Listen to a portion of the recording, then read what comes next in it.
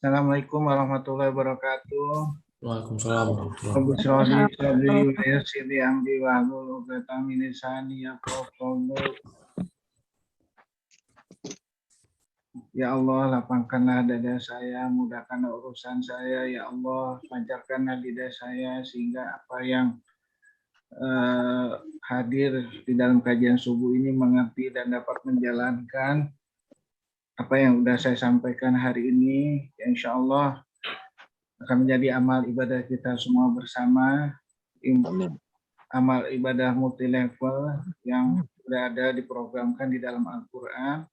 Yang multi level dunia itu nggak seberapa dibandingkan multi level yang ada di dalam Al-Quran. Puji dan syukur kehadirat Allah Subhanahu wa Ta'ala, berkat rahmat dan ridhonya, kita bisa ikut dalam kajian setiap minggunya, insya Allah. Dan salawat dan salam pada junjungan kita Nabi besar Muhammad SAW beserta para sahabatnya, sehingga kita dapat merasakan nikmat Islam, nikmat Al-Quran dan Sunnah Rasul yang telah diperjuangkan oleh beliau hingga sekarang ini dan pada masa yang akan datang. Insya Allah kita dapat mendahulukan apa yang ada di Al-Quran ini menjadi pedoman hidup kita, melebihi dari pedoman-pedoman lainnya yang ada di dunia ini. Amin. Karena kita tahu pedoman yang ada di Al-Quran itu adalah pedoman yang langsung dari Allah. Surat 7 ayat 52 yang diturunkan dari Allah langsung, yang dapat dibuktikan dengan ilmu pengetahuan, yang diturunkan dari Allah. Surat 25 ayat 6 yang mengetahui rahasia langit dan bumi, yang diturunkan dari Allah di surat 39 ayat 27 dengan banyak perumpamaan sehingga manusia dapat belajar dengan sangat sempurna, sangat mudah. Dan kalau seandainya tadi surat 39 ayat 27, kalau seandainya kamu ragu Al-Quran itu dari sisi aku, silakan kamu bikin satu surat atau bantah surat yang ada di Al-Quran itu. Gunakanlah seluruh orang pintar yang ada di dunia ini untuk membantahnya. Dan kalau seandainya kamu tidak bisa dan pasti tidak bisa, takutlah akan azab api nerakaku yang telah aku buat. Azab neraka itu, api neraka itu dari dirimu sendiri dan dari batu. Itu surat Al-Baqarah ayat 23, 24. Dan diingatkan lagi sama Allah, kalau seandainya kamu itu udah tahu, ya, kamu tidak menjalankannya sebagai pedoman hidup kamu sehari-hari, kamu pilih yang lain, siapakah yang lebih sesat? Siapakah yang lebih zalim dari semua itu? Oleh karena itu di surat 1 ayat 52, kalau seandainya ada hukuman nanti di akhirat yang hukumannya lebih berat dari hukuman dunia ini, yang kamu bisa rasakan, azab api nerakanya di dunia ini tidak ada seberapa-berapanya dibandingkan azab di akhirat, kamu jangan nyesal. Kamu harus menyesali dirimu sendiri. Kenapa kamu tidak mengutamakan kalimat-kalimat aku yang ada di Al-Quran? Baik dalam segi segala macam pun. Mulailah kita berkiblat dengan kalimat Al-Quran secara kafah, secara sami'na wa ata'na. Al-Baqarah 208, ya ayyuhalladzina amanu fi sinmi kafah. Jalankanlah Al-Quran secara kafah. Wala tattabi'u khutuwatis syaitan. Jangan kamu ikuti langkah-langkah setan. Jadi udah jelas. Ya. Dan kita ngerinya setan ini semakin pinter. Jadi dia juga meniru tuh kalimat-kalimat yang perlu untuk menguji manusia. Yaitu menurut siapa? Menurut Al-Quran dia pelajarin tuh. Begitu kompleksnya dalam menguji manusia. Jadi setan itu tahu bagaimana caranya dengan memanfaatkan Al-Quran, tapi bukan untuk kebaikan atau rahmat bagi seluruh alam, tapi untuk menguji manusia. Ya, dulu kita dicoba Nabi Adam dicoba dengan satu kalimat gugur. Yang sederhana aja. Dicoba sama buah kuldi. Nah, sekarang ini udah kompleks dalam menguji manusia. Dulu waktu zaman Rasulullah dicoba dengan berhala. Ya, sekarang lebih kompleks lagi dalam mendefinisikan tentang musyrik syirik. Ya, musyrik syirik itu apabila kita mendahului kalimat manusia daripada kalimat Allah, salah satunya seperti itu. Takutnya kalau kita itu dijadikan pedoman hidup kita, Allah udah bilang, oh itu karena kepintaran kita, oh karena itu kekayaan kita.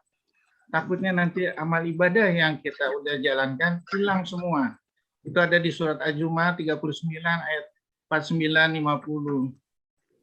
Apabila manusia ditimpa dengan suatu kesusahan, mereka berdoa siang dan malam.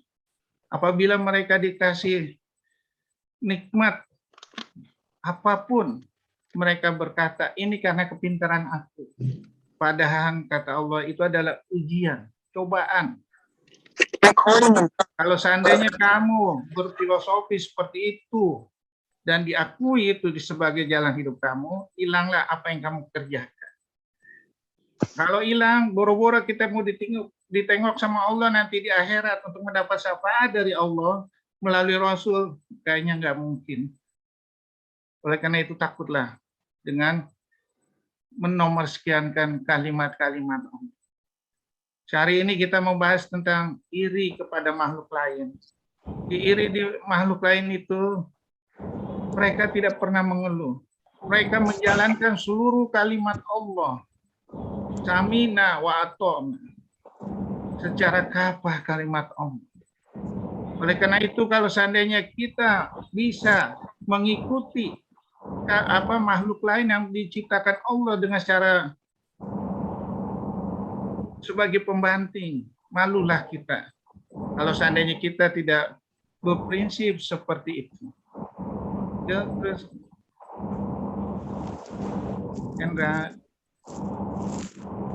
kita lihat makhluk lain itu berjuang untuk rahmat seluruh alam, sedangkan manusia sebaliknya untuk rusak seluruh alam, untuk golongannya sendiri, untuk dirinya sendiri beserta keluarganya. Oleh karena itu, malaikat sendiri udah tahu akibatnya kalau seandainya diciptakan manusia seperti itu. Oleh karena itu ditanya sama malaikat, ya Allah, kenapa kau menciptakan manusia yang nanti akan jadi saling bermusuhan, saling bunuh-membunuh? Aku lebih tahu.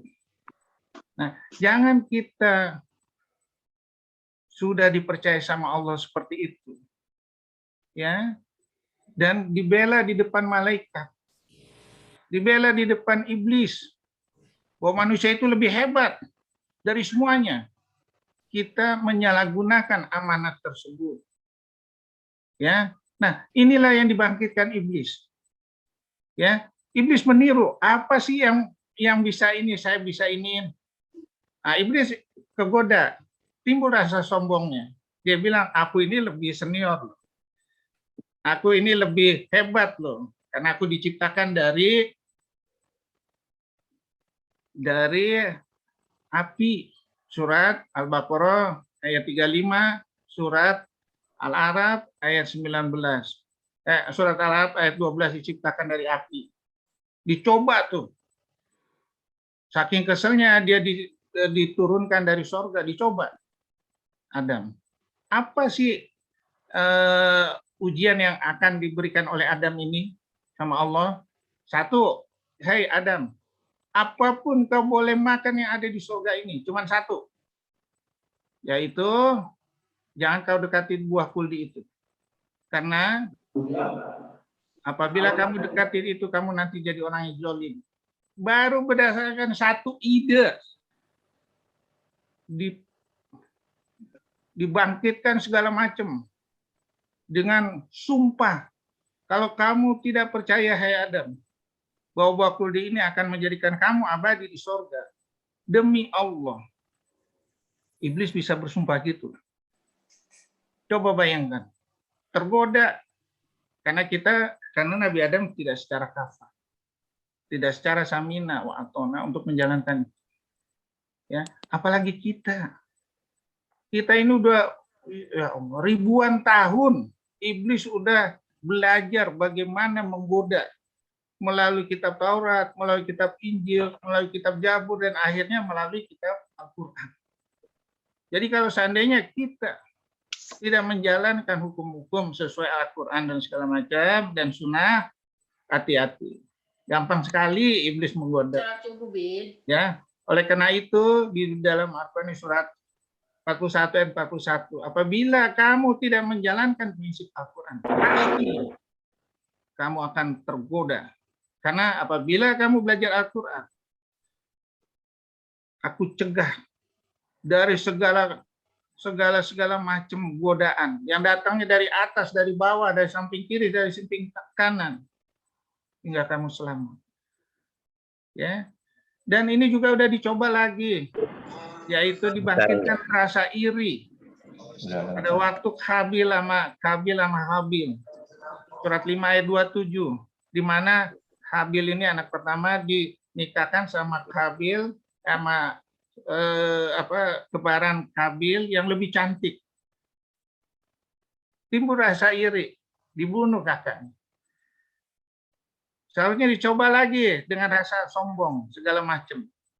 Ya, oleh karena itu dibilang manusia itu selalu membantah.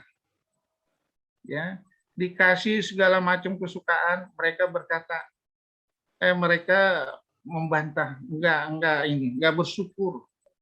Ya. Nah, itu di surat 70 ayat 19-21. Begitu juga surat Al-Baqarah ayat 34. Ya. Terus dari sifat rakus, iri, sombong dijelaskan di Al-Qur'an, yaitu di surat tadi 70 ayat 19-21, surat 16 ayat 4, khalaqal insana min nutfatin fa idza huwa khasimun mubin. Aku ciptakan kamu. Kenapa kamu harus sombong? Surat 16 ayat 4 tadi, aku ciptakan kamu dari air mani yang hina dina. Kau udah berani sombong? Dari air mani yang hina dina itu kamu melalui tahapan-tahapan perkembangan. Yang kalau bukan karena rahmat Allah, kasih sayang Allah, nggak mungkin kamu bisa tegak di bumi ini. Nggak mungkin. Nggak mungkin. Tahapannya itu tahapan suatu percobaan yang sangat-sangat berat. Bagaimana Allah memilih yang hadir di bumi ini? Ya, dari dari puluhan jutaan sperma, satu yang hidup, yang dipilih itu adalah manusia yang hebat.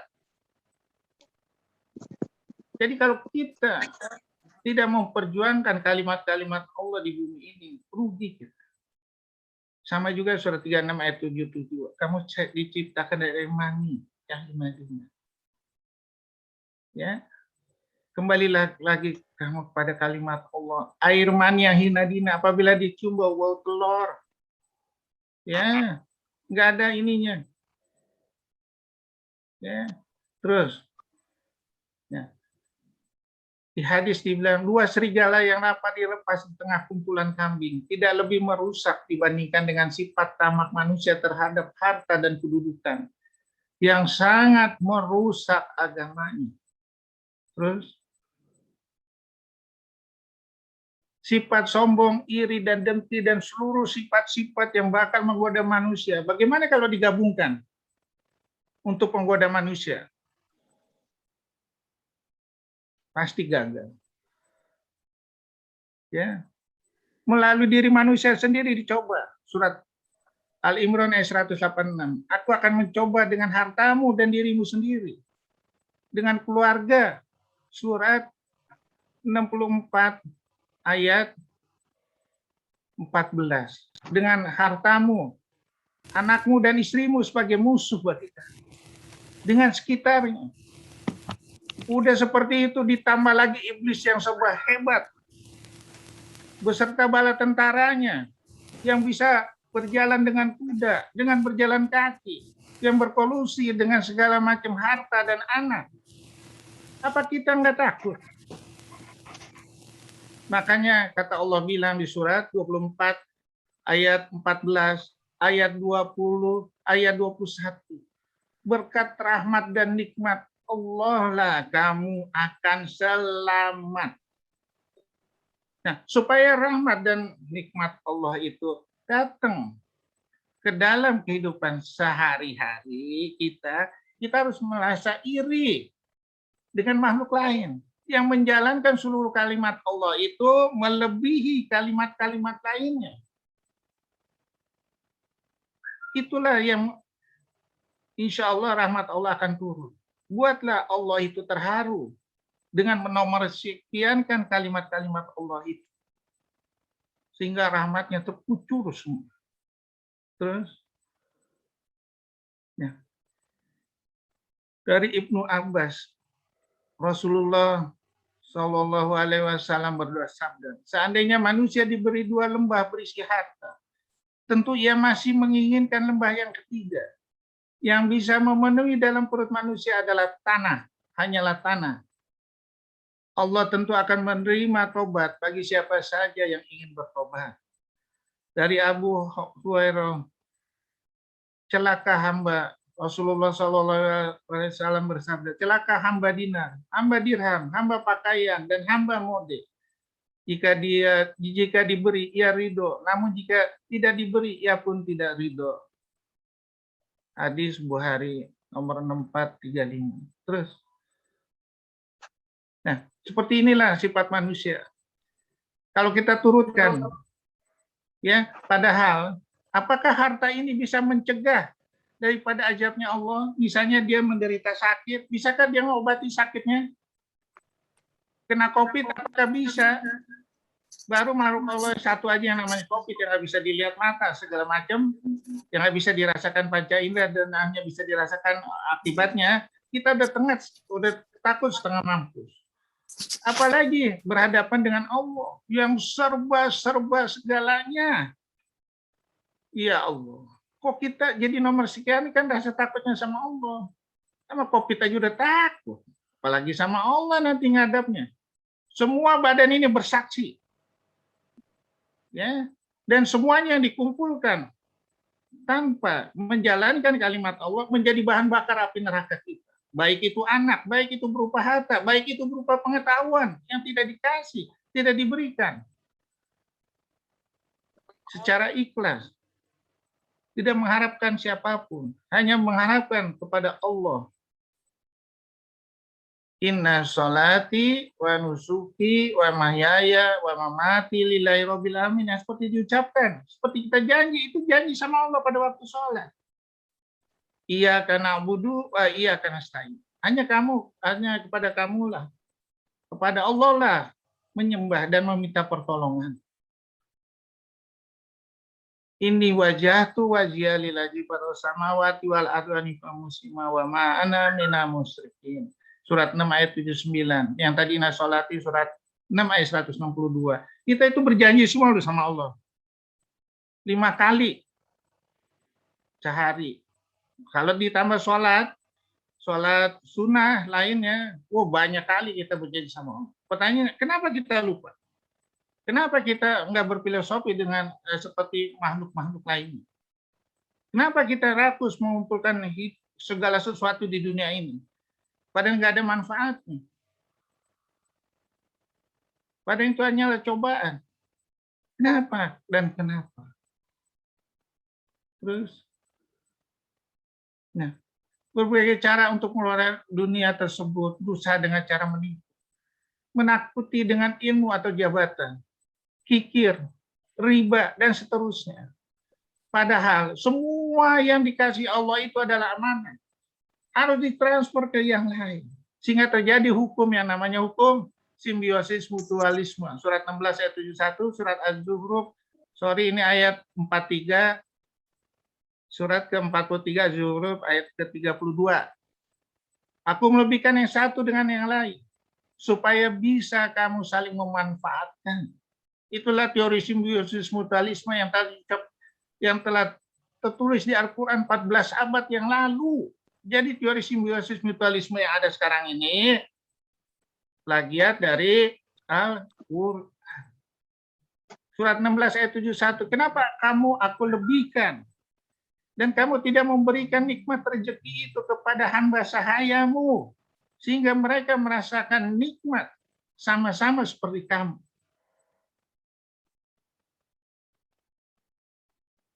Ya, terus.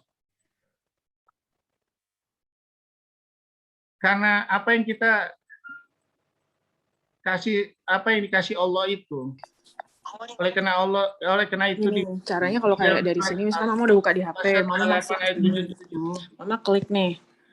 Terus carilah pahala lihat akhirat gang Zoom. Nah, Mama dengan lihat di apa sini yang aku ID telah sama berikan kepadamu. Berbuat baiklah pada manusia atau pada siapa seperti aku telah berbuat baik padamu.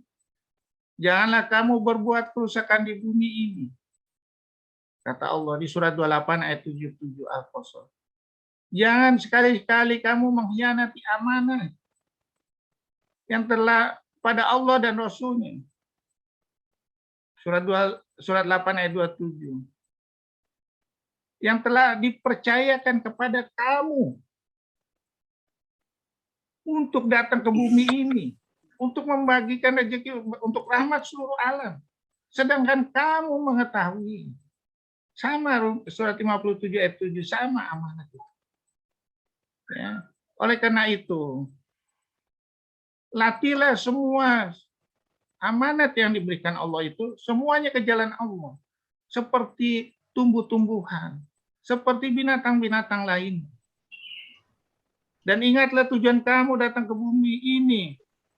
Aku ciptakan jin dan manusia. Wa ma khalaqtul jinna wal insan illa liya'budun. Aku ciptakan jin dan manusia semata-mata hanya beribadah kepada-Ku, kata Allah. Surat 51 ayat 56. Semata-mata beribadah, enggak ada jalan lain. Raihlah supaya kita lulus dalam percobaan, dalam diuji Allah dengan perintah dan larangan di dunia ini, supaya kita mendapat nilai yang lebih nanti di akhirat. Terus irilah kita. Bagaimana iri itu kita utamakan untuk membawa berkah sama Allah. Lebih yaitu dengan mengutamakan akhirat daripada dunia. Surat 9 ayat 24. Apabila segala yang ada di dunia ini kamu lebih utamakan daripada aku dan Rasulnya, tunggu. Karena apa kata Allah? Di surat Al-Imran 3 ayat 14, surat 57 ayat 20. Apa yang aku berikan di dunia ini, entah itu berupa harta, jabatan, tanah yang luas, perhiasan-perhiasan, anak, segala macam, adalah perhiasan dunia. Di sisi Allah lah yang terbaik. Dahulukanlah kalimat yang aku berikan itu sebagai amanah untuk Allah. Ya, surat 28 ayat 77 yang tadi saya sebutkan, carilah pahala akhiratmu dengan apa yang aku telah berikan kepadamu. Jangan lupakan duniamu, berbuat baiklah kamu pada semuanya. Seperti aku telah berbuat baik kepadamu. Begitu mesranya Allah bilang seperti itu.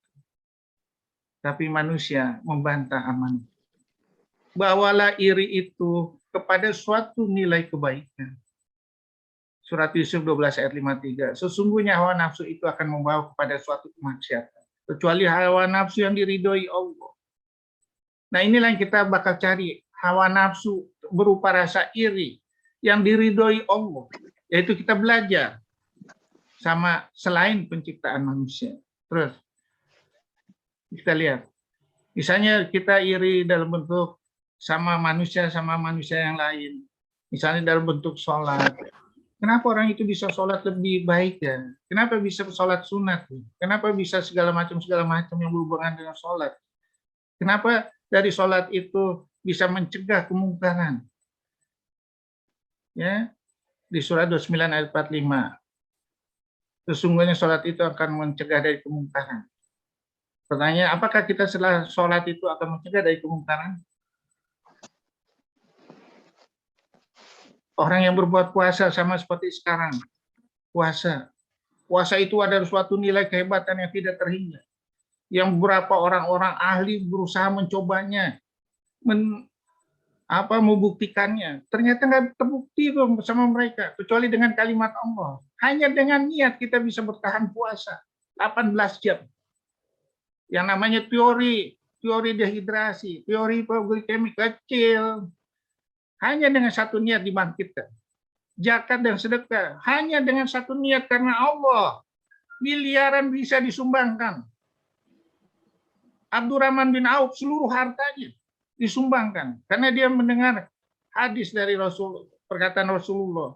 Nanti apabila kamu kaya itu hisabnya 500 tahun belakangan daripada orang yang miskin. Takut.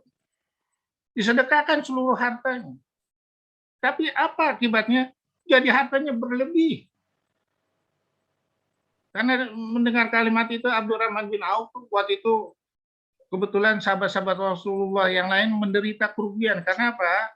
Kurmanya itu busuk semua. Dibeli semua dengan hartanya. Baru habis beli gitu datang utusan dari Yaman. Perlu kurma yang busuk untuk obat. Bingung deh. Dibeli 10 kali lipat. Bingung Abdurrahman bin Auf. Dan pada waktu itu kota Madinah itu bergetar. Datang unta 700 unta, isinya barang-barang dagangan Abdurrahman bin Auf. Ya. Kemudian ditanya, udah dicegat sama orang kafir, orang Yahudi, orang musyrik, ini mau dikasih kemana? Boleh nggak saya beli? Berapa kamu beli? Kelipatan berapa? 2 kali. 5 kali, ada yang bilang 5 kali, ada yang 10 kali. Enggak, saya nggak mau. Saya mau bertransaksi dengan yang memberikan 700 kali lipat. Siapa itu? 700 serta perbekalannya langsung dikasih. Tapi kaya lagi. Oleh pemerintah tentu menjadi. Ya, pada orang tua, keluarga dan sekitarnya. Ya, bagaimana kita berbakti pada orang tua, baik dalam keadaan tidak tahu apapun orang tua itu. Misalnya dalam keadaan pikun nanti, bagaimana kita merawat orang tua tersebut yang sudah tidak ada daya upaya, seperti orang tua merawat kita pada waktu kita masih dalam kandungan, terus bayi segala macam. Itulah makna kita dididik dengan Islam. Pada saat kita tidak berdaya, kita mengharapkan melalui rahmat Allah, melalui anak. Inilah krisis moral di luar negeri akibat mereka memakai hukum dunia. Anak, orang tua ditaruh di panti jompo. Ya Allah. Udah dicari harta sebanyak-banyaknya untuk membesarkan anak, ditaruh di panti jompo. Ya Allah. Iri dalam mencari ilmu menuju jalan Allah. Apalagi ilmu dunia kita gabungkan dengan ilmu akhirat. Itulah yang harus kita irikan. Berjihad di jalan Allah dan seterusnya dan seterusnya. Terus, nah ini kita iri nih sama pohon kelapa. Seluruh yang ada di pohon kelapa itu bisa dimanfaatkan untuk kehidupan manusia. Baik akarnya itu kalau kita potong bisa dijadikan mebel yang sangat istimewa. Begitu juga batangnya, begitu juga sampai ujung, sampai kelapanya itu semua bermanfaat untuk manusia. Begitu juga tanaman-tanaman lain, entah itu melon segala macam. Begitu dia matang, rela menjatuhkan diri untuk melanjutkan kehidupan generasinya. Dengan cara yang sederhana, habis makan buah melon itu, selesai makan, dia punya biji-bijinya cuma ditaruh aja di tanah, udah tumbuh. Begitulah mereka untuk melanjutkan keturunannya, rela untuk berkorban sesuai dengan doanya Nabi Sulaiman. Ya, Rabbi auzini an askuroni matakalati an amta alayya wa an amala soleh. Ya Allah. Ada lagi tardohu ini birahmatika fi ibadika sholihin. Ya Allah, jadikanlah rasa syukur seperti yang Kau telah berikan kepada kedua orang tua saya, kepada diri saya, dan tunjukkanlah nilai-nilai kebajikan, nilai-nilai kebaikan pada anak yang Kau ridhoi, pada keturunan saya, sehingga aku dapat merasakan nikmatnya itu. Ya Allah, inilah yang diikuti sama pohonan. sama semua yang ada hasil di bumi ini. Malu nggak kita? Apa nilai kita untuk dunia ini? Kalau seandainya itu semua dikumpulin untuk memperkaya diri, dikumpulin ilmu untuk disimpan sendiri, takut semuanya untuk menjadi saingan. Malu nggak kita? Seharusnya malu. Terus, nah, buah-buahan yang lain menganggap begitu nikmatnya, menjatuhkan diri juga. Apabila kita mau mencari nilai lebih, tangkainya bisa di-stack, bisa menghasilkan uang yang berjuta-juta. Dari satu tangkai itu kita bisa stack menjadi 10 atau calon tumbuh-tumbuhan lain. Apalagi dengan bijinya. Bisa ditanam ulang, bisa tumbuh lagi. Ya Allah. Begitu juga dia punya kulitnya, bisa dijadikan bahan untuk kosmetik, untuk mengencangkan kulit di blender. Ya Allah. Adakah manusia seperti tumbuhan tersebut? Satu dari sekian. Tapi kenapa hukum tumbuhan itu berlaku pada semua tumbuhan? Di tanah mana aja tetap berlaku. Kenapa manusia enggak? Kita harus iri di sini. Terus, nah ini tadi yang kalau diukur tanaman melon itu dalam waktu 15 bulan generasi kelima itu tanaman melon itu menjadi buah yang bisa dimakan segala macam dalam waktu 3 bulan. Dari mulai benih kita tanam 3 bulan. Dalam waktu 5 generasi, yaitu 15 bulan, ya, jadi setiap 3 bulan itu menghasilkan generasi berikutnya. Dalam waktu, kalau kita lihat itu satu buah melon sekitar 300 benihnya kita tanam sampai 5 generasi itu sekitar jumlahnya 24,1 triliun. Kita mau ngasih makan penduduk dunia kecil hanya dalam waktu 15 bulan. Pertanyaannya, ada nggak manusia yang seperti itu? Malu nggak kita sama buah-buahan seperti melon dan segala macam? Bayangin, dalam waktu 15 bulan bisa memberi makan manusia ini mungkin 100 buah per harinya. Ya Allah. Malu nggak kita? Kalau nggak ada rasa malu di manusia, kita harus berpikir lagi.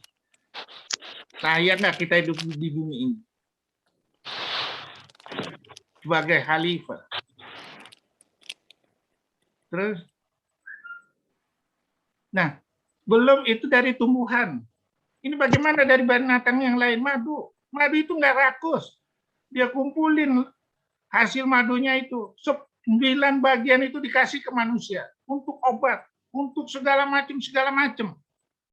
Padahal dia menempuh jalan yang begitu jauh untuk menyerap, menghisap dari madu, dari kelopak bunga, dari buah-buahan, dari ini segala macam.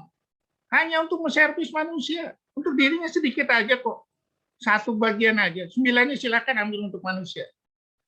Nggak ada dia protes. Dan begitu hebatnya lebah ini membuat kotak-kotak. Hen, tolong ditunjukkan, Hen. Kotak di madu ini ya, itu disusun dari pinggir sampai ke tengah itu nggak pernah cacat.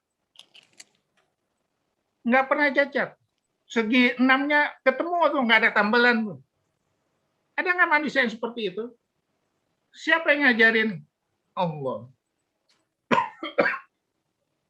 Di surat lebah, surat 16 ayat 68-69. Aku telah ilhamkan pada lebah untuk membuat rumahnya di gunung-gunung, di bukit-bukit, di kayu-kayu, dan di manusia, di bangunan-bangunan yang telah diciptakan manusia. Lebah itu mengambil makanannya dari kelopak bunga dan buah, dan disaring menjadi suatu obat yang tidak terhingga. Coba saya tanya, ada nggak orang seluruh dunia ini yang bisa membuat formula yang begitu kentalnya seperti labu itu, seperti madu beserta khasiat obatnya yang dipakai di manusia itu untuk di bedah plastik untuk merangsang granulasi, di mata untuk menyembuhkan katarak, dan seterusnya. Perlukah belajar? Perlukah ada dunia pendidikan sampai dia mau ini ahli meramu, ahli farmakologi segala macam, ahli farmasi, ahli menggabungkan obat segala macam? Nggak ada. Kenapa bisa seperti itu? Itulah ilmu dari Allah. Diajarkan ke anak cucunya. Ya, terus. Nah, ini lihat.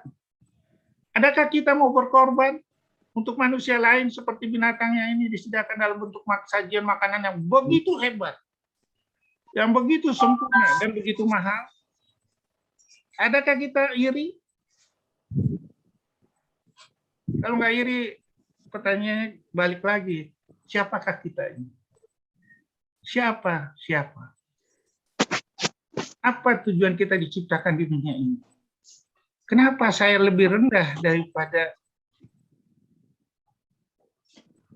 yang lainnya diciptakan Allah? Terus, nah, diciptakan makhluk-makhluk lain, binatang-binatang yang untuk menggoda mata, untuk sebagai tumpangan kita, anjing sebagai penjaga. Ya Allah. Fabi ayyi alai rabbikuma tukadziban. Nikmat mana lagi yang engkau dustakan? Surat Ar-Rahman ayat 31 kali. Surat 53 ayat 55. Itu teguran sekali lagi kepada manusia yang begitu rakus. Ya. Yang tidak berfilosofi dengan kalimat Allah, itulah teguran. Malukah kita dengan teguran itu di surat Ar-Rahman? Kenapa kita nggak sadar dengan teguran itu? Kenapa kita tidak sadar dengan teguran dengan binatang-binatang lain, dengan tumbuh-tumbuhan lain yang berfilosofi untuk rahmat bagi seluruh alam? In huwa ila dzikru lil alam. Rahmat bagi seluruh alam. Surah 21 ayat 107. Kama arsalnaka ila rahmatal lil alamin. Aku turunkan kau Muhammad sebagai rahmat bagi seluruh alam. Jadi seluruh prinsip Al-Qur'an ini yang sudah terlihat di buku yang sudah terlihat di seluruh penjuru bumi ini dan pada dirimu sendiri dan pada binatang-binatang akan mengatakan betullah isi Al-Qur'an itu.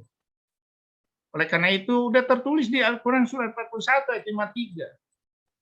Akan aku lihatkan seluruh tanda-tanda kebesaranku di seluruh penjuru bumi dan dirimu sendiri. Sehingga kamu mengatakan Al-Quran itu benar. Hukumnya berlaku untuk seluruh alam. Terus. Ya. Dari sekian contoh di atas. Surat 25 ayat 1 untuk seluruh alam. 21, 107 untuk seluruh alam. 81 ayat 27 untuk seluruh alam. Surat 68 ayat 52 untuk seluruh alam. Surat 38 ayat 47 untuk seluruh alam. Pertanyaannya, kalau manusia tidak seperti itu, benarkah kalau disebut lebih rendah daripada binatang yang di surat 7 ayat 176 akan surat 7 ayat 179 akan aku isi neraka jahanam dengan golongan jin dan manusia. Mereka mempunyai panca indera hati tidak dipakai untuk mengerti kalimat-kalimat aku. Mereka mempunyai mata tidak melihat tanda-tanda kebesaranku. Mereka mempunyai pendengaran tidak dipakai untuk mendengar kalimat-kalimat aku.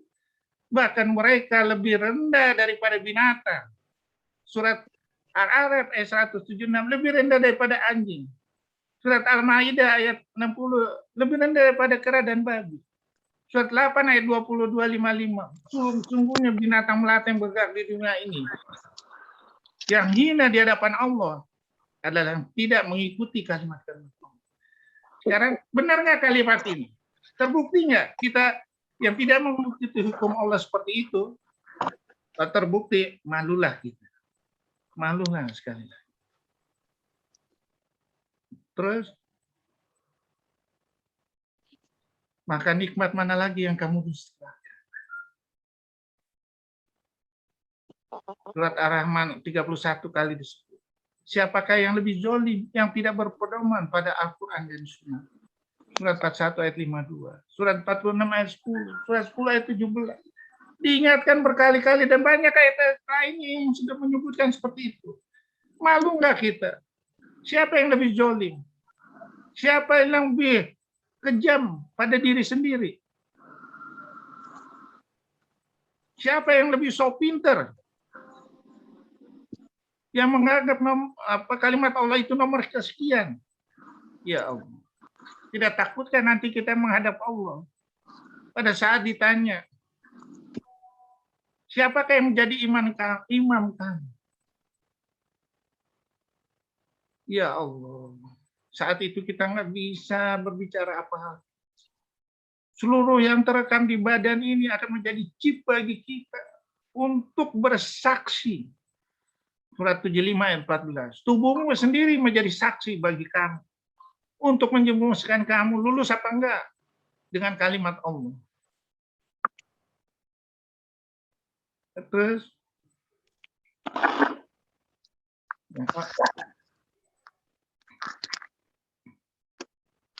wabillahi taufik wa hidayah. Wassalamualaikum warahmatullahi wabarakatuh. Surat An-Nisa ayat 86. Apabila orang mengucapkan salam, jawablah dengan yang lebih baik. Oke. Waalaikumsalam warahmatullahi wabarakatuh. Warahmatullahi wabarakatuh. Ada yang mau bertanya?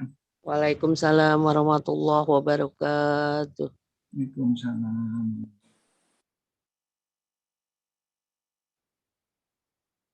Dari kolom chat ada pertanyaan loh, satu tetap penanya.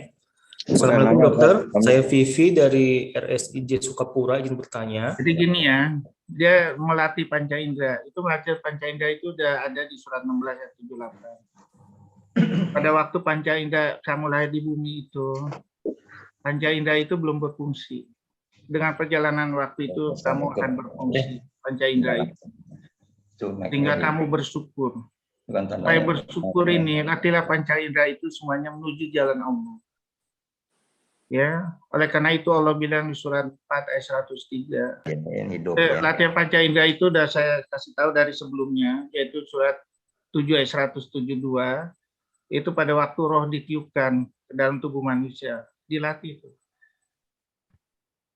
Alastu birabbika. Benarkah aku ini Tuhan?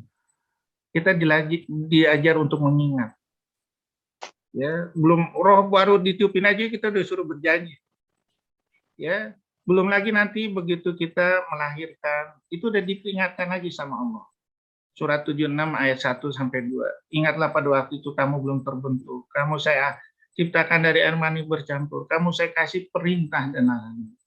Oleh karena itu kamu saya kasih pendengaran, penglihatan. Kenapa Allah kasih pendengaran dulu berfungsi, kemudian baru penglihatan, sedangkan hati belakangan? Ya. Jadi latihlah panca indera itu dari mulai pendengaran, penglihatan, cucilah dengan hati itu dengan kalimat Al-Quran. Oleh karena itu Al-Baqarah ayat 97, surat 26 ayat 194, aku ini kan masukkan Al-Quran itu melalui malaikat Jibril itu ke dalam hatimu ya Rasulullah. Cucilah dengan kalimat Al-Quran hati. Latihlah hati itu dengan seluruh kalimat Al-Quran. Baik di dalam waktu sholat, baik setelah sholat. Oleh karena itu Allah bilang di surat 4 ayat 103, setelah kamu selesai sholat, ingatlah aku pada keadaan berdiri, pada keadaan duduk, pada keadaan tidur.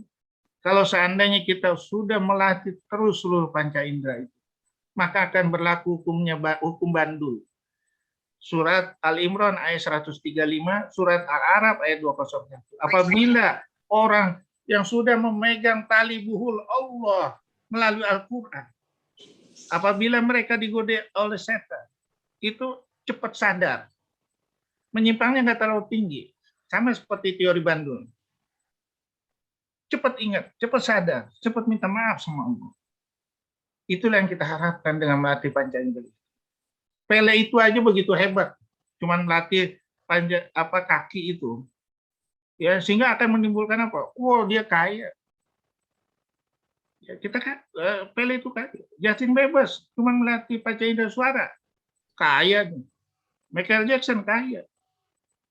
Latihlah, apalagi seluruh panca indera ini dilatih menuju jalan Allah. Allah udah bilang kok, surat 7 ayat 96, apabila kamu menjalankan kalimat-kalimat Al-Quran ini, berfilosofi dengan kalimat Al-Quran ini, dalam segala hal, akan aku kucurkan dari langit dan bumi. Kenapa kamu memilih yang bukan selain Al-Quran? Padahal itu janji Allah. Janji Allah itu masih benar. Ya, jadi nggak usah takut. Kita ini kurang menomorsekiankan kalimat Al-Quran. Ya itu hasilnya ya segitu-segitu aja. Ya, ada lagi mau tanya?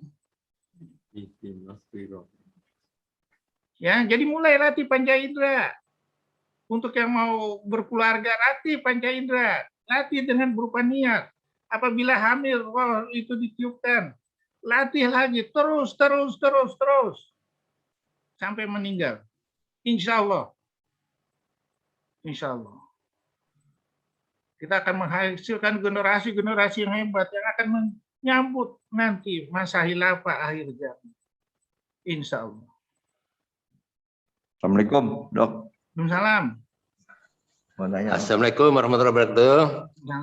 Kami dari Jamaah Masjid Baitul Hikmah DPA Ihsanuddin mau bertanya tentang terkait tadi dengan masalah sombong. Kita kan sebagai makhluk, kenapa kita kadang-kadang mudah untuk sombong? Seperti misalnya mencela makanan, kan makhluk Allah, kadang mencela saudara kita. Contohnya seperti kayak Fir'aun. Fir'aun kan manusia, kenapa sampai sombong mengaku Tuhan? Itu karena apa ya kira-kira? Itu banyak sekarang hanya cuman punya pendidikan sedikit, ya, dunia dan sebagainya itu kita sombong itu loh. Itu pertanyaan pertama. Jadi gini ya. Apa? Ya lagi ada lanjut. Pertanyaan kedua, tadi kan masalah iri. Iri kan yang bagus adalah yang berkah adalah iri untuk misalnya masalah ibadah dan ilmu. Nah ini bagaimana perasaan kita agar kita itu melebihi kayak kita iri misalnya tetangga punya rumah 10, wah, kita masih ngontrak. Nah itu perasaannya gimana agar kita lebih iri tadi ke perasaan yang iri terhadap ilmu dan ibadah itu. Udah selesai? Oh, satu lagi boleh? Ya. Nah, yang ketiga kita ini evaluasinya kan tadi masalah kita lagi untuk agar tidak zalim, kita kan harus berpegang teguh pada Al-Quran dan hadis. Nah kita evaluasinya sekarang itu kita pengen lagi melaksanakan sunnah Rasulullah di akhir zaman ini. Nah itu inginnya gitu kesana arahnya gitu loh. Jadi nanti iman kita itu paling tidak kalau sahabat itu 100%, kita iman kita itu minimal 10%. Terima kasih. 100% lah. Jadi gini ya, kita harus kembali lagi ke kalimat Allah di surat tadi 51 ayat 56. Pamaholaktu zina wal insana ya'budin. Aku ciptakan jin dan manusia semata-mata beribadah kepada Allah. Ya, kalau seandainya kita semuanya kita ini kan semua bahwa yang memberi kita itu semua Allah. Dan setiap yang apa kita beri itu adalah amanat.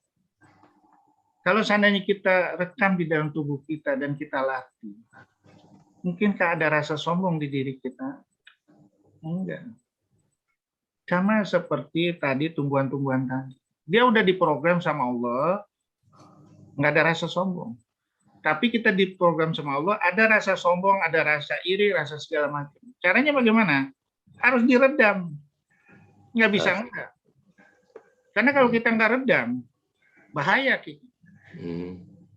Ya. Yang meredamnya itu apa? Dengan kalimat Allah.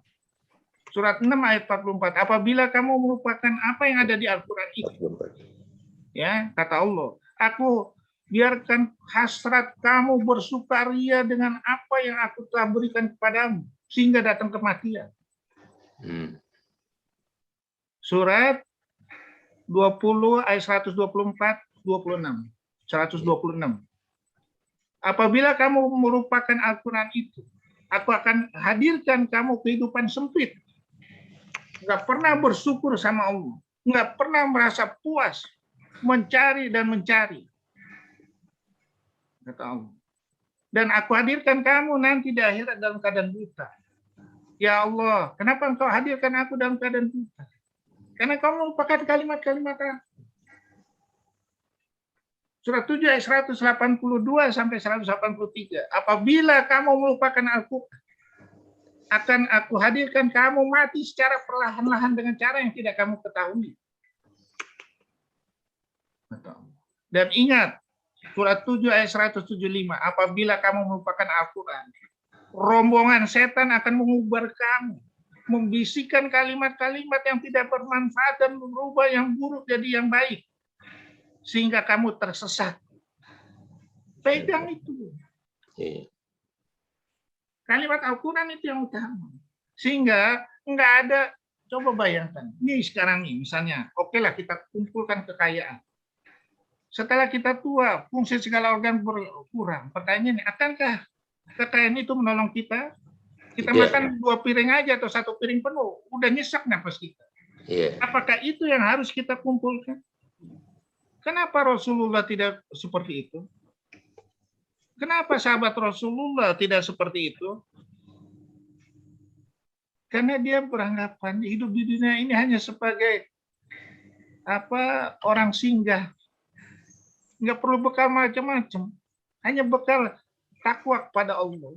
Makanya Allah bilang di surat 4 ayat 9, takutlah kamu untuk meninggalkan keturunan kamu dalam keadaan susah. Susah itu bukan dalam keadaan nggak ada harta, nggak ada ini, yaitu dalam keadaan bertakwa. Ya, surat Al-Baqarah 197. Ya. Fatajawadu fa inna jadi takwa. Sebaik-baik bekal itu adalah takwa. Surat 7 ayat 26. Sebaik-baik perhiasan, sebaik-baik bekal itu adalah takwa. Makanya Khalifah Harun ar-Rasyid itu meninggalkan kekayaan yang begitu banyak. Anaknya itu nggak bisa sedekah, 1 unta aja nggak bisa. Kenapa anaknya Umar bin Khattab bisa sedekah 100 unta? Padahal, tahu nggak, waktu Umar bin Khattab meninggal, cuma meninggalkan beberapa dirham. Sekarang pertanyaannya, apakah kita takut meninggalkan anak itu dengan bekal takwa atau bekal harta? Mana yang lebih takut? Bukan pertanyaan. Nah, takwa. Karena dengan takwa itulah kita menjalankan kalimat itulah. Kalimat Allah itulah. Surat 7 ayat 96, surat 5 ayat 66. Akan aku kucurkan dari langit dan bumi. Tapi kamu memilih yang lebih rendah daripada itu. Ya Allah. Harta kekayaannya jadi bumerang untuk dia. Ya, apakah itu yang kita cari? Apakah kita harus dengan menipu mencari kekayaan itu? Apakah kita harus dengan menakut-nakuti orang untuk mencari kekayaan itu? Ya enggak lah.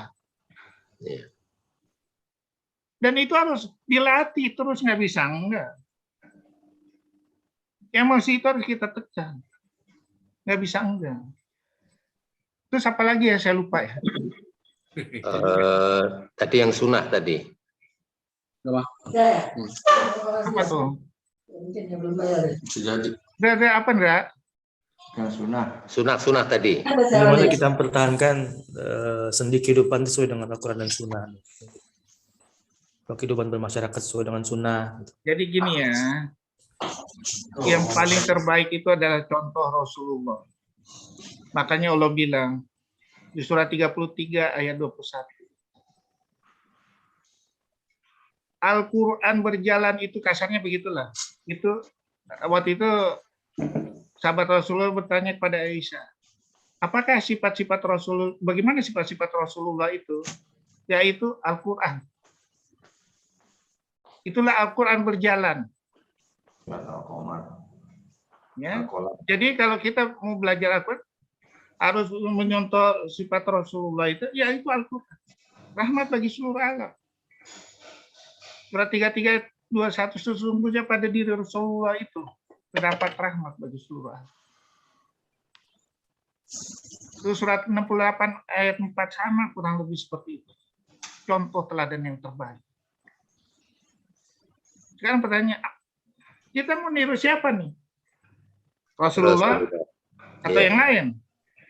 Kita mau menjalankan secara kapan surat Al-Baqarah 208 ya ayyuhalladzina amanu fisimi kapan? Atau kita menjalankan secara samina wa atona surat Al-Baqarah 285 surat 24 ayat 51. Orang dulu menjalankan kalimat-kalimat Al-Qur'an itu, mereka nggak ngerti.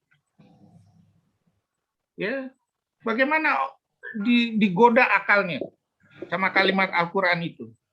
Ada yang sebagian percaya, ada yang enggak. Kenapa? Saat itu ilmu pengetahuan belum bisa membuktikan bagaimana goncangnya umat Islam itu waktu itu, yang sedikit-sedikit kepercaya, setengah-setengah kepercayanya, yang diceritain sama Rasulullah. Saya telah berjalan loh dari Madinah ke Masjidil Aqsa terus ke langit yang ketujuh dalam waktu 1 malam.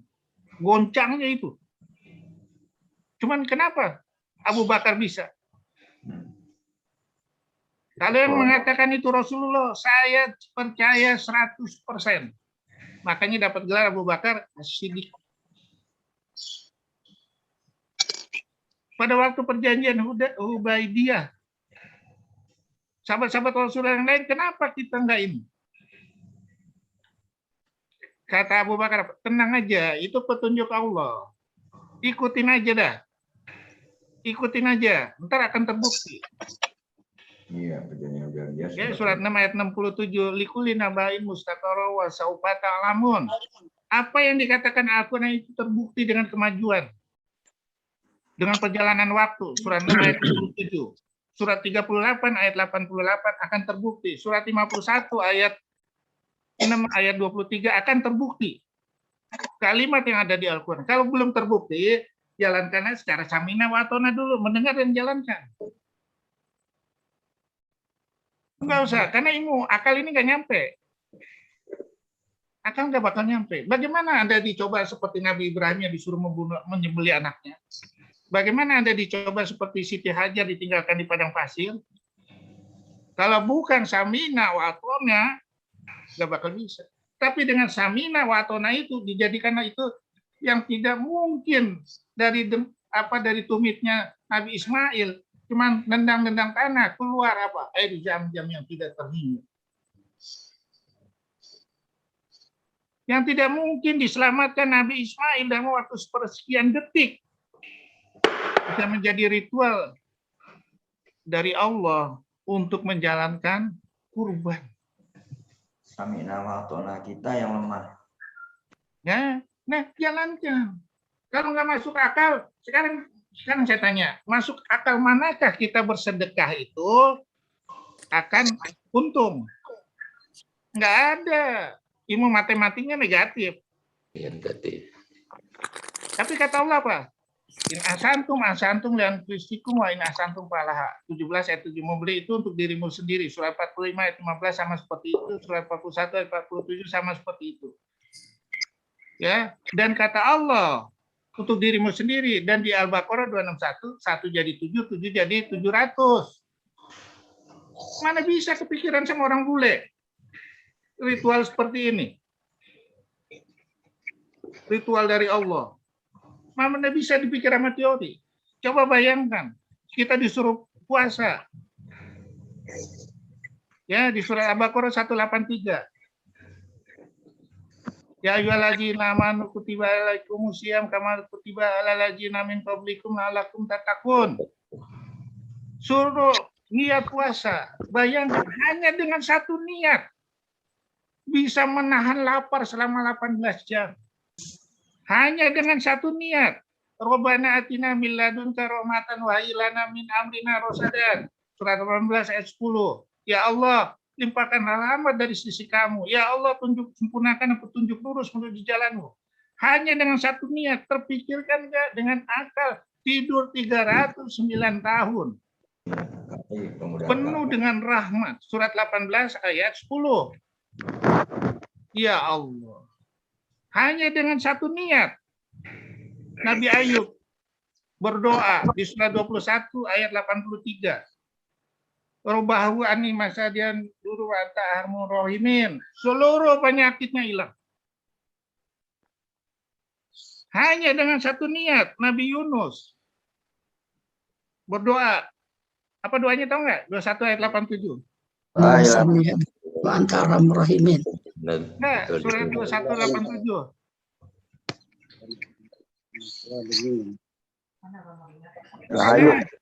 Nabi Yunus.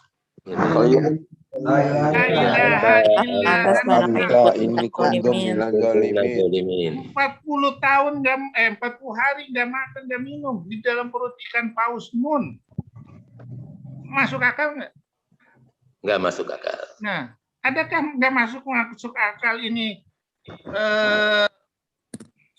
bisa yang bisa dijelaskan sama manusia? Enggak. Oleh karena itu jalankannya secara sami'na wa ata'na. Berarti dok, level sami'na wa ata'na ini harus dibenerin dok ya?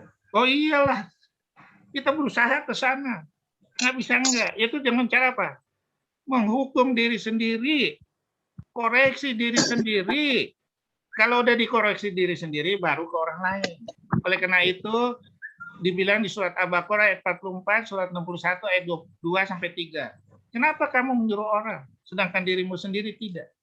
Kata muru nabil biri. Ya kan? Nah, jadi koreksi diri sendiri, baru menyebar ke seluruhnya. Itulah prinsip berceramah. Insya Allah. Bisa nambah, Ustadz? Oke, ada lagi yang mau bertanya? Ya. Kolom chat ada beberapa pertanyaan, dokter. Mungkin Pak Isan, Pak Isan, kita tunggu dulu ada pertanyaan lain di kolom chat. Oh, iya. Di kolom chat ada beberapa pertanyaan, Dokter Kurnia. Salah satunya dari Dokter Usman Arif ini kayaknya ada. Ya. Mohon pencerahan bagaimana kita mempertahankan sikap qanaah dalam kehidupan dengan keadaan sekarang banyak godaan materialistis. Terima kasih, Dok. Jadi qanaah itu artinya cukup ya. Apa yang dikatakan Allah itu adalah yang terbaik. Ya, kalau kita seandainya mengikuti hukum-hukum dunia ini nggak pernah cukup. Tadi yang udah bilang, apabila kamu dikasih emas 2 bukit, ditambah lagi 1 bukit lagi nggak bakal cukup. Ya, yang supaya kita qanaah cukup itu kita harus berkaca diri lagi dengan petunjuk yang terbaik yang telah diberikan Allah terhadap Rasulullah. Itulah yang kita pakai. Ya. Itulah yang kita pakai. Rasulullah itu meninggal, ya Allah. Malu kita. Sampai waktu itu sahabat Rasulullah itu, pada waktu Rasulullah jadi imam, kedengar suara krecek gitu ya. Terus sudah gitu, sahabat lain mau bertanya bingung. Terus ada yang memberanikan diri. Ya Rasulullah, tadi saya waktu Anda sholat itu berbunyi-bunyi perut Anda. Apa ya Rasulullah nggak mau ngomong tuh tadi. Akhirnya dipaksa-paksanya ngomong juga. Tadi dibuka apa? Batu kerikil yang nyumpul perutnya. Ditanya, ya Rasulullah, kenapa kamu tidak minta sama kami? Apa jawaban Rasulullah? Jangan sampai, ya memang kalau seandainya saya minta pasti Anda ngasih. Tapi jangan sampai saya berkata dan berucap bahwa saya sebagai pemimpin memberatkan umat saya. Itu dianggap memberatkan.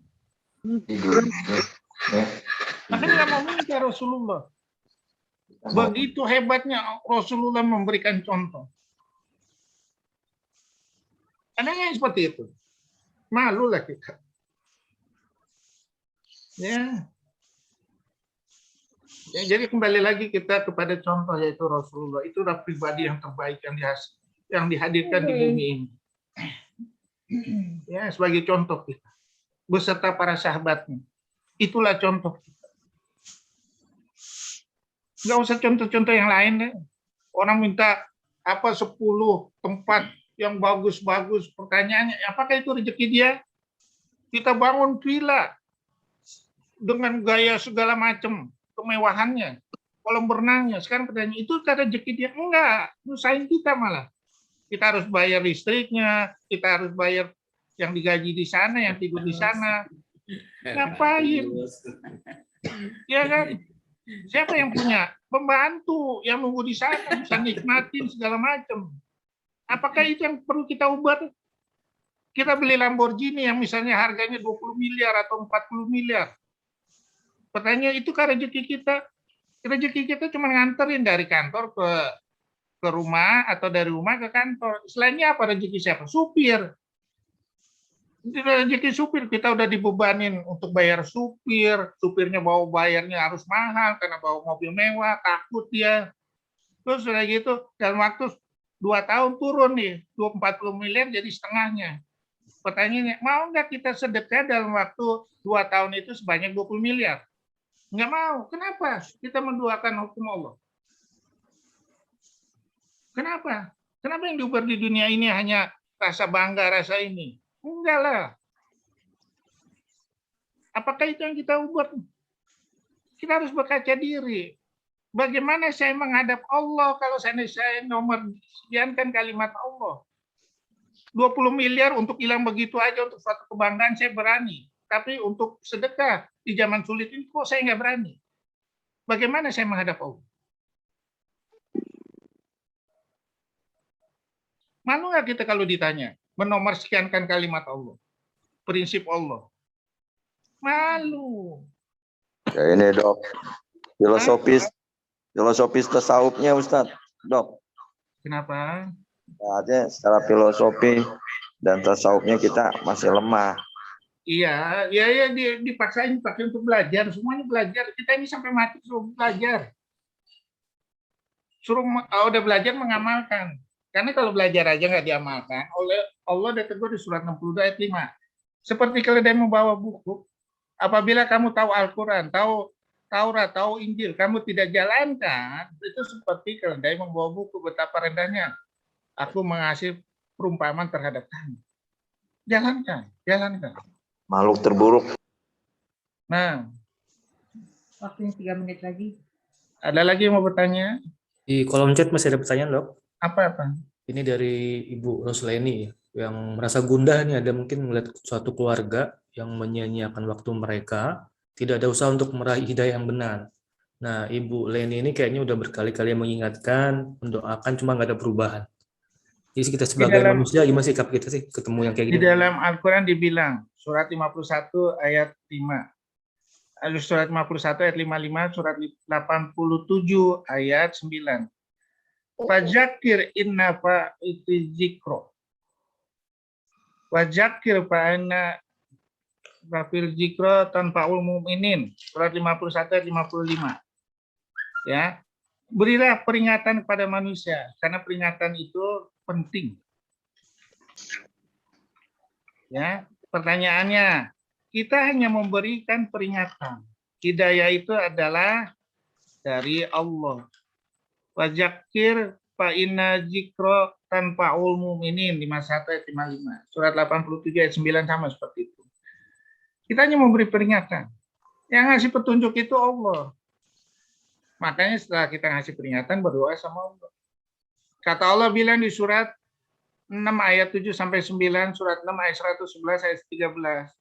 111 sampai 113. Apabila Al-Quran itu langsung diturunkan kepada kamu, langsung ke tangan kamu, dibaca sama kamu, dan malaikat-malaikat itu diturunkan juga sesuai permintaan kamu, dan orang yang mati itu dihidupkan, sehingga mereka berbicara tentang siksa neraka dan surga. Mereka tidak akan beriman, karena itu menganggap suatu sihir, ya, kecuali dengan petunjuk Allah.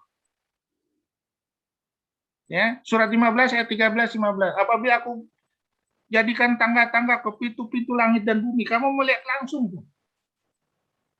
Oh, ini sihir. Nggak mungkin. Kecuali dibukain petunjuk sama Allah. Oleh karena itu, untuk membuka petunjuk Allah, latihlah diri ini. Nggak bisa nggak? Latih, pertahankan terus, tingkatkan terus. Nggak bisa nggak? Nggak bisa.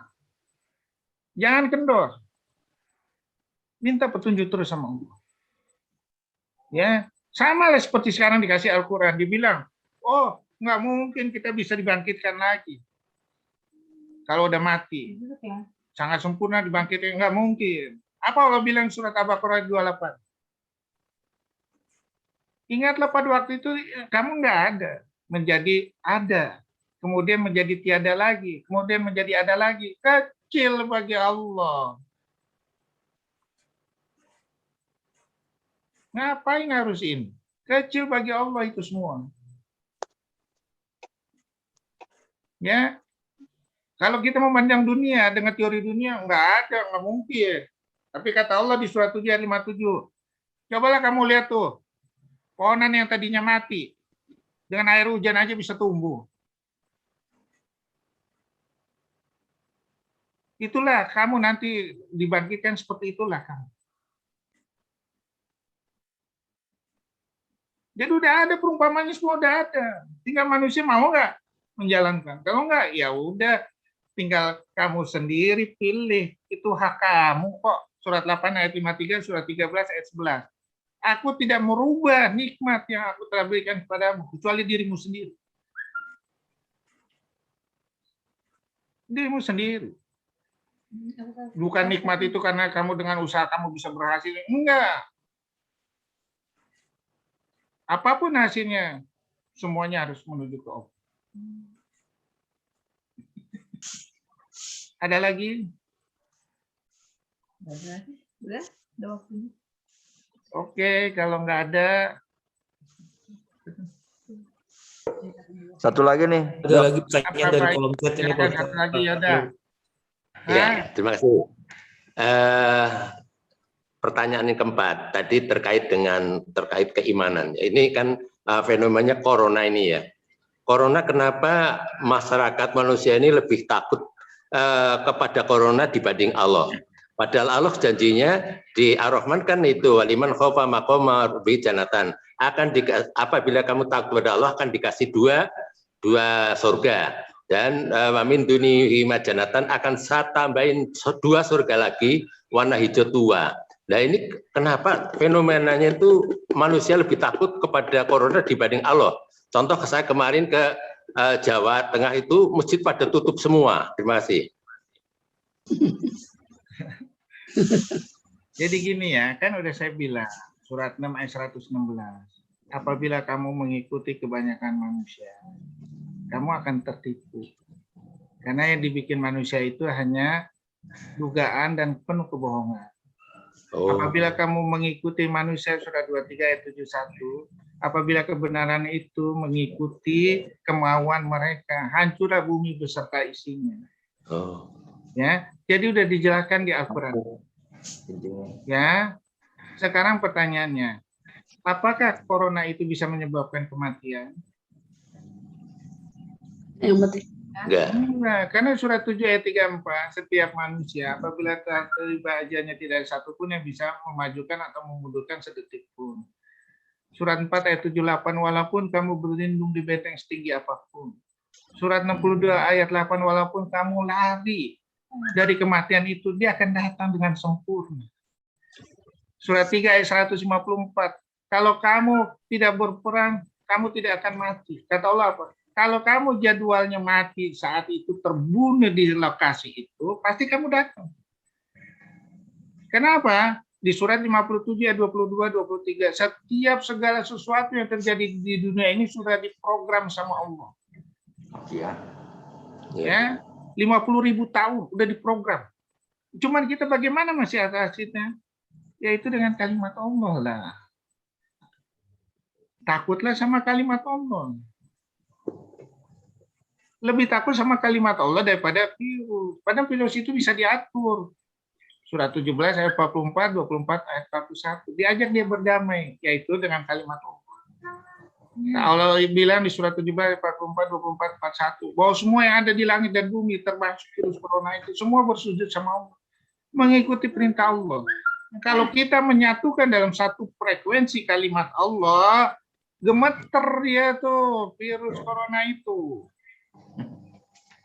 Coba bayangkan surat, kita ambil hikmahnya, ya. Tadaburin di surat 59 ayat 21, 33, 72. Kenapa Al-Quran itu pada waktu ditawarkan ke bumi dan langit segala macam nggak berani? Kenapa manusia berani? Padahal kata Allah surat 40 ayat 57, surat 79 ayat 27 penciptaan langit dan bumi lebih hebat daripada penciptaan manusia. Pertanyaannya, apakah kita bisa menaklukkan langit dan bumi, malaikat, bisa menaklukkan setan dengan kalimat Allah? Bisa. Kan udah dicoba kok. Malaikat itu suruh sujud. Terus sudah itu iblis suruh sujud. Ya. Jadi satukan seluruh kalimat Allah itu di dalam satu frekuensi, yaitu Al-Quran dan hadis. Sehingga bisa seizin Allah di ini. Coba bayangkan. 10 firman Allah di kitab Taurat bisa memindahkan istana Ratu Balkis hingga sananya. Dan hanya dengan kejipan mata.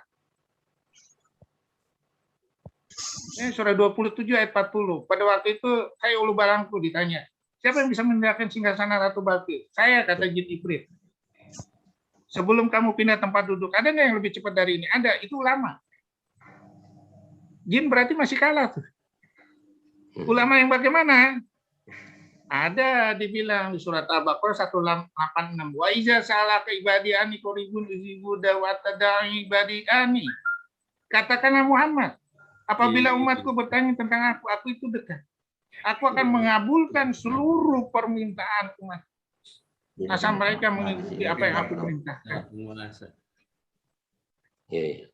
Nah, sekarang pertanyaan, berapa persen kita udah mengikuti perintah Allah? Sekian persen. Samina wa atona. Bagaimana mau doanya dikabulin? Kalau doanya udah klop, seluruh firman Allah udah dijalankan, semuanya mutlak karena Allah, didahulukan kalimat Allah, tinggal ngecas aja sedikit udah langsung loh. Doanya dikabulkan. Insya Allah. Orang dengan satu cas, waktu itu di surat Al-Kahfi itu, untuk menyelamatkan iman ini 7 pemuda ini kabur. Padahal ditawarkan jabatan. Kabur, ditinggalin seluruh kekayaannya. Kabur untuk menyelamatkan iman karena Allah. Udah gitu dia bingung nih, gue mau makan di mana nih di gua segala macam. Bagaimana ini? Dia cuma berdoa, Rabbana atina min ladunka rahmatan wa hab lana min amrina rasadan. Ya mustahil. Jadi nggak mustahil bagi Allah. Ya, jadi mantapkan sekali lagi kalimat Allah. Ya, oke, ada lagi?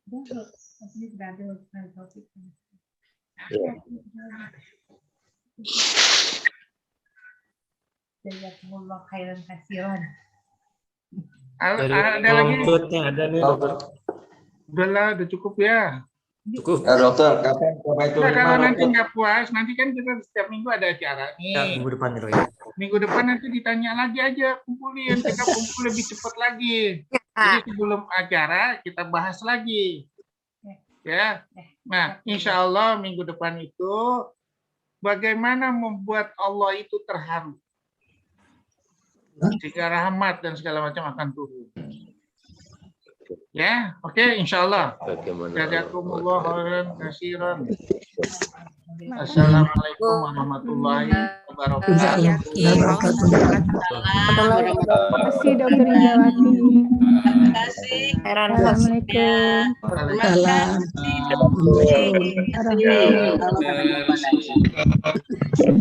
Salam dok. Terima kasih dok. Terima kasih dok. Ref ya dok. Terima kasih. Terima kasih Sus.